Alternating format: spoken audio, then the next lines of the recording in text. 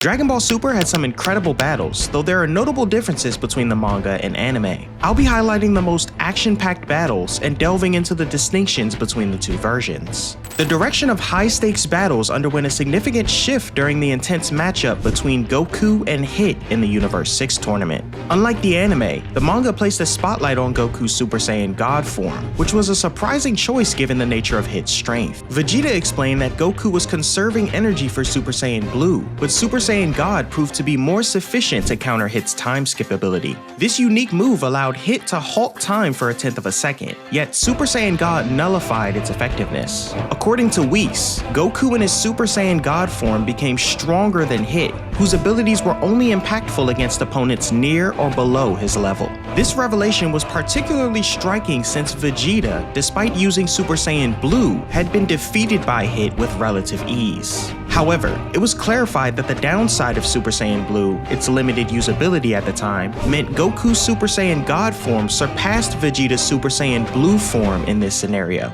This prompted Hit to unveil what he called his full power, though he admitted it had been so long since he last used it that he might not be able to sustain it for more than a minute. Goku, still in Super Saiyan God, launched an attack and transitioned into Super Saiyan Blue, nearly overwhelming Hit with his enhanced strength. The anime, however, presented an entirely different sequence of events. Goku skipped straight from his base form to Super Saiyan Blue, yet even with his full power, he failed to phase Hit. This version emphasized Hit's superior mastery of the time skip and his remarkable ability to contend with godlike power. It wasn't until Goku unleashed the devastating Super Saiyan Blue Kaioken ×10 that Hit faced a serious challenge, a fitting development, as this technique was originally devised for Goku's potential rematch with Beerus. Even so, Hit wasn't defeated and hinted at untapped power he couldn't use due to the tournament's rules. This claim was validated later, as when Hit faced Goku outside the constraints of the tournament, he effortlessly killed him. These key differences between the manga and anime versions of the Goku vs. Hit battle highlighted how each medium plays into its strengths. The anime leans into flashy visuals and dramatic, extended fight sequences. For example, the Kaioken ×10 moment in the anime not only stands out as a visual spectacle, but also underscores the immense physical toll it takes on Goku's body, adding to the stakes of the fight. Meanwhile, the manga's decision to spotlight Super Saiyan God, a form rarely used, creates a more strategic and methodical tone, where energy management and technique take precedence over pure brute force. Furthermore, Hit's development as a fighter is approached differently in each medium. In the anime, Hit's time skip ability is portrayed as evolving mid-fight, with Hit adapting to Goku's increasing speed and power. The manga, on the other hand, focuses more on Goku's strategic counter to the time skip, showing how Super Saiyan God's speed and precision render Hit's ability less effective.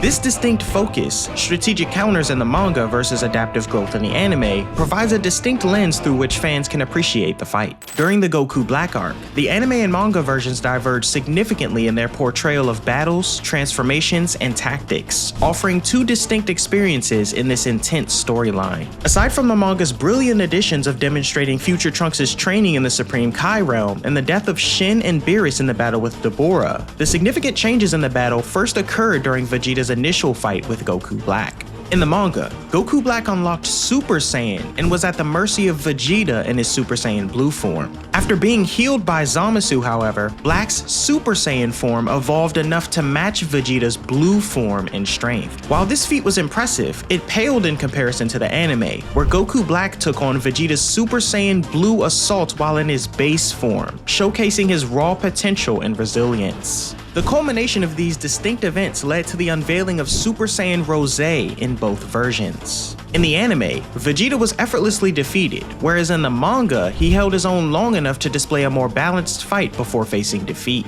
Prior to their retreat for the first time, the anime showcased a dramatic tag team between Goku and future Trunks against Zamasu and Goku Black. This contrasted with the manga, where the focus was on Goku and Vegeta working together. In the manga, Goku and Vegeta escaped back to the present, leaving Trunks behind, while in the anime, Trunks joined the Saiyan duo in their retreat. Trunks' decision to stay behind in the manga resulted in a harrowing sequence where he was tortured by Goku Black until the Saiyans returned, emphasizing his dedication to protect his timeline. The rematch between the Saiyans and Zamasu brought even more significant differences. In the manga, Vegeta took the lead, opting to to fight Goku Black alone with confidence stemming from his rigorous training in the hyperbolic time chamber. Rather than immediately using Super Saiyan Blue, Vegeta unveiled his God form, leveraging its increased speed and precision to counter Black's Super Saiyan Rose.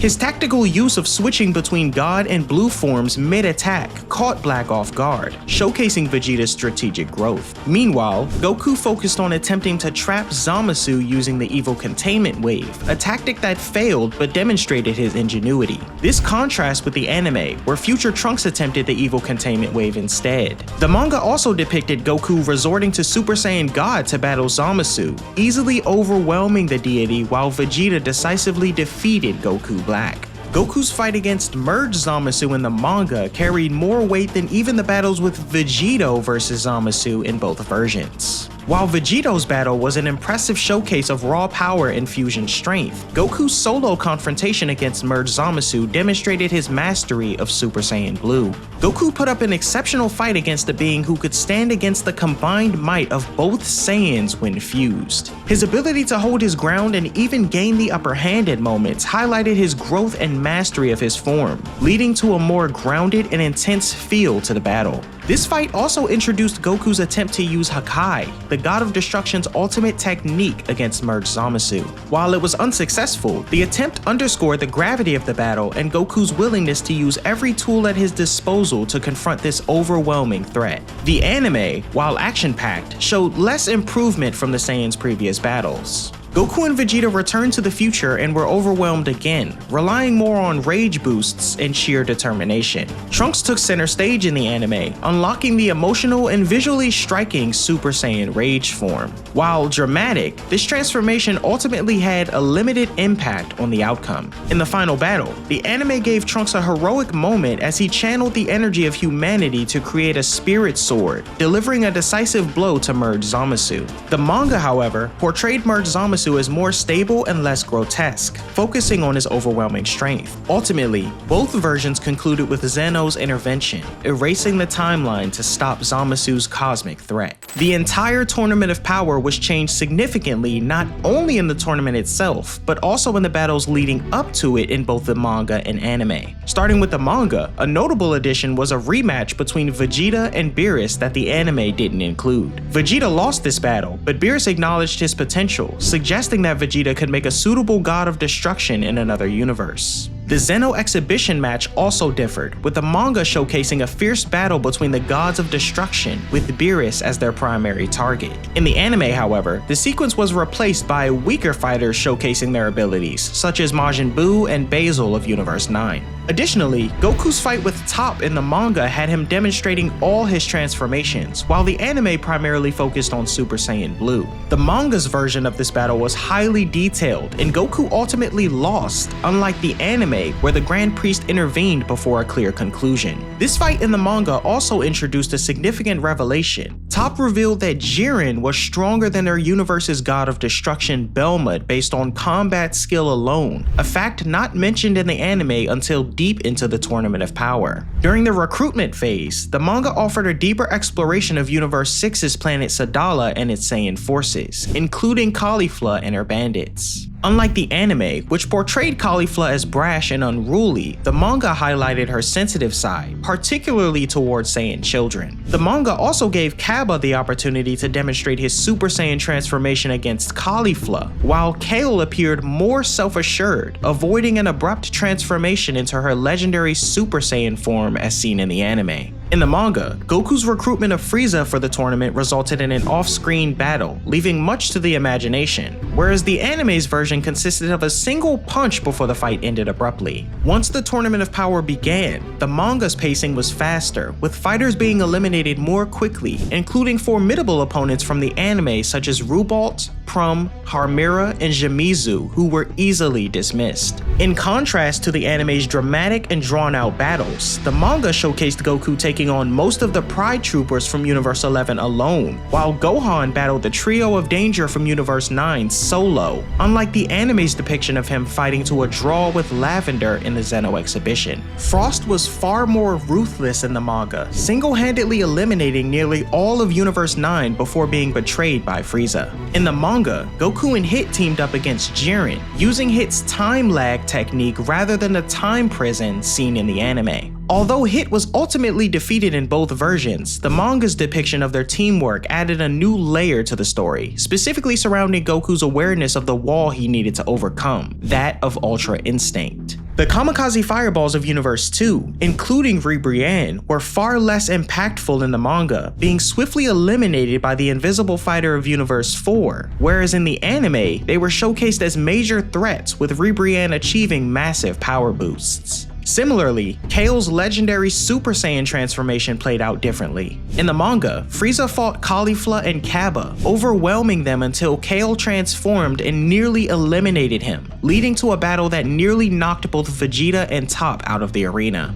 Even Anya Laza, an overwhelming threat in the anime that took the combined efforts of the remaining Universe 7 fighters at maximum strength to defeat, was defeated by Kale with ease. Kale eliminated many Universal fighters, including a majority from Universe 11, though her rampage ended with intervention from Universe 11's remaining fighters, prompting her fusion with Caulifla into Kefla. In contrast to the anime, where Kefla fought Goku in Ultra Instinct, the manga had Kefla eliminate nearly all of Universe 11 before fighting with Gohan in their final battle. Top's God of Destruction form, a highlight in the anime, was absent in the manga, where he and Dispo were eliminated together by Frieza. Dispo's Super Maximum Light Speed mode, prominently featured in the anime, wasn't showcased in the manga either. The portrayal of Ultra Instinct also diverged between both versions. The manga treated it as a skill Goku refined and used earlier in the tournament, with less physical toll compared to the anime's more dramatic build-up and intense consequences. A pivotal and exclusive moment in the manga occurred when Master Roshi confronted Jiren. Despite the enormous power gap, Roshi's mastery of martial arts and deep understanding of movement and precision allowed him to momentarily hold his own. Roshi's ability to evade Jiren's attacks stunned both allies and opponents, and his unyielding resolve reminded Goku of the true essence of martial arts. This encounter served as the catalyst for Goku's awakening of Ultra Instinct, and Roshi's display of refined movement planted the seeds for Goku to grasp this elusive state of being. Jiren's battle with Goku in Ultra Instinct differed as well, with Jiren ultimately defeating Goku without requiring him to break his limits as seen in the anime. The manga's final confrontation involved Goku and Vegeta teaming up in their base forms to fight Jiren, revealing Jiren's inability to grasp the concept of teamwork from his master. Despite the Saiyans' impressive efforts, Jiren overpowered them, eventually leading to Universe 7's victory with Android 17 as the last man standing. Unlike the anime, which highlighted 17 as a central figure throughout the tournament, the manga gave him a less prominent role.